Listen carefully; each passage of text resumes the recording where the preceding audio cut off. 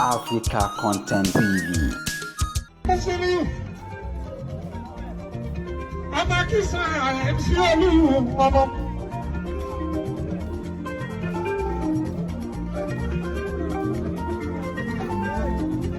Ìyàbọ̀lọ́ bá gbà fún.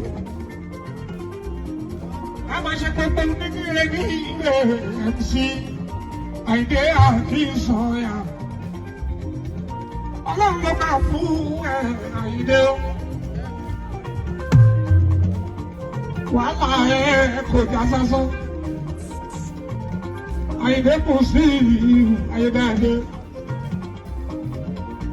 Ìwà lọ́ba àwúrẹ́. Ilé tí wọ́n dáwọ́ ẹ̀ náà yìí, Àyìndé ni mo sì ní ìwò tí mo lé dání. Iṣẹ́ ni kò tún lẹ́bù. Àlàáfíà ní ẹjẹ́ ìjọba Àyìndé ní máa ń ṣàn náà. Yóò fẹ́ kọjá mọ́ àràbà bí. Káfíńkọ́ ní máa jẹun lọ àràbà bí. Àyìndé ní bọ́ọ̀lù àná.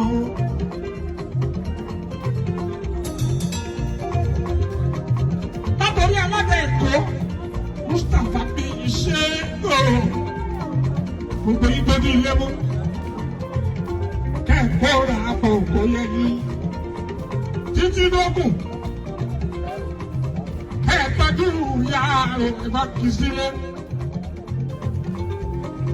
kátúkọ̀ mẹ́rin national kẹ́ẹ̀kì ròdù pàápàá efele ya kì í bu ẹkí.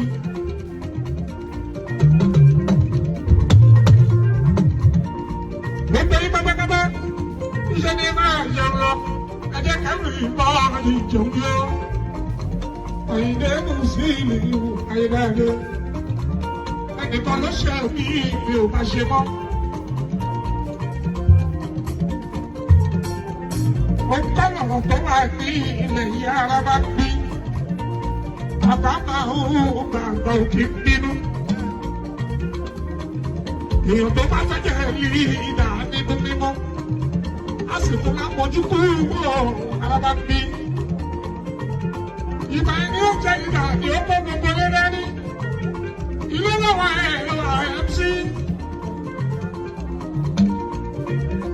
Ilé lọ́wọ́ ẹ̀rọ ẹ̀rọ.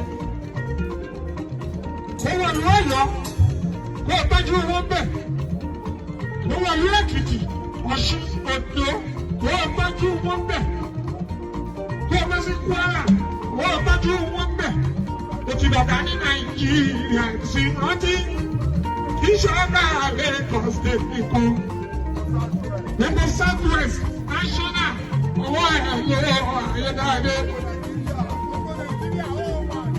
Mo tọ̀gá délẹ̀ yìí kò délé aláwùsá. Ìwọ ni president gbogbo national lápapọ̀.